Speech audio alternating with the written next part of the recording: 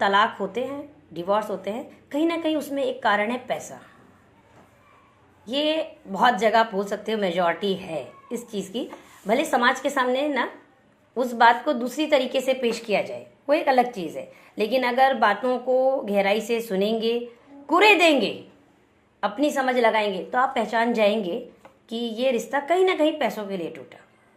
क्योंकि देखिए, जैसे मैंने स्टार्टिंग में कहा, एक लड़की वालों को आप बोल सकते हो या लड़की को बोल सकते हो, आदमी के मन में ये रहता है कि हमारी बेटी की शादी है ना, हमें एक अच्छे घर में करनी है, एक अच्छे घर में करनी है। देखिए, कॉमन डायलॉग है। लड़के वालों को लगता है हमें एक अच्छी बहू चाहिए। वो कभी ऐसे क्यों नहीं बोलते हमें अच्छे घर में करनी है, उन्हें बस एक अच्छी बहू चाहिए। लड़के हमें लड़की एक अच्छा घर चाहिए।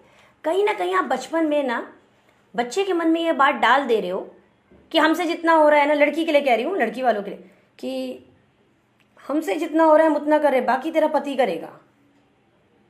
ये जो मन में बचपन से बात पिरोई जाती है ना, और वो बच्चे के मन में, लड़की जो है उस बच्चे के मन में है ना, ये बात रहती है कि जो उसके सपने हैं वो सारे सपने है ना उसके पति पूरा करेगा। क्योंकि उस टाइम पे है ना उसको ये समझ नहीं होती है कि जैसे उसकी एज बढ़ेगी, उसकी शादी होगी, उसके पति के क्या हालात होंगे, उतना वो उसके सपने पूरे कर पाएगा नहीं कर पाएगा। सपने लेने में और हकीकत होने में बहुत फ़र्क होता है। और जब तक समझ आए, उतना अपने अंदर धैर्य रखा जाए, तभी उस रिश्ते को खींचा जा सकता है। सिर्फ सपने हो और हकीकत में ना बदल रहे हो और धैर्य ना हो तो वो रिश्ता टूटेगा। इसीलिए कभी भी है ना, ऐसे जो हम समाज में बोल देते हैं ना, ये चीज़ें नहीं होनी चाहिए कि सारे सपने पति पूरा करेगा। ये चीज़ें नहीं होनी चाहिए। जहाँ ये बातें बोली जाती है उनके लिए बोल रही हूँ। और सेकंड चीज़, ऐसा होता है ना, हमें अच्छी बहू चाहिए। अब अच्छी बहू किसको बोलते हैं, मुझे एक बात बताइए, अच्छी बहू आप किसको बोलते हैं?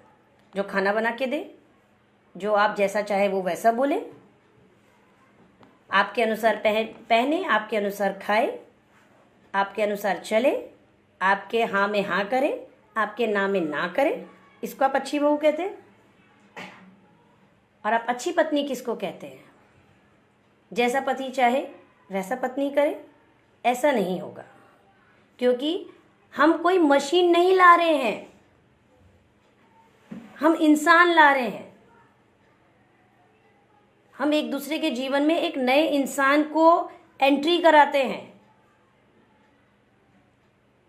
पूरे 24 घंटे में वक्त एक जैसा नहीं रहता, मौसम एक जैसा नहीं रहता, तो इंसान कैसे एक जैसा रहेगा? आप थोड़ा सोचिए। उस चीज़ की समझ जो है हमें अभी से हमारे बच्चों को देनी होगी, और जो अभी बड़े हैं, ऐसे दौर से गुजर रहे हैं, उन्हें भी इन चीज़ों को बारीकी से समझना होगा। देखिए, अगर कोई ज़बरदस्ती पति अपनी पत्नी के सपने पूरे करने के लिए कहीं से भी पैसे ले आए, ठीक है, पत्नी के वो सपने पूरे कर देगा, पत्नी खुश हो गई, वो साथ में रह रहे हैं, सब कुछ कर रहे हैं, लेकिन उसका अंत क्या होगा? जो उस आदमी ने गलत तरीके से पैसे लाए हैं, कहीं ना कहीं उसको भुगतना होगा। तब भी तो उस औरत को रोना ही होगा ना। भले प्यार है उनमें, एक मन के चलिए वो साथ में रह रहे हैं, लेकिन गलत तरीके से पैसे कमाए हुए, कहीं ना कहीं तो आपको सजा उसकी भुगतनी ही पड़ेगी ना। तब भी तो आपके जीवन में दुख आएगा।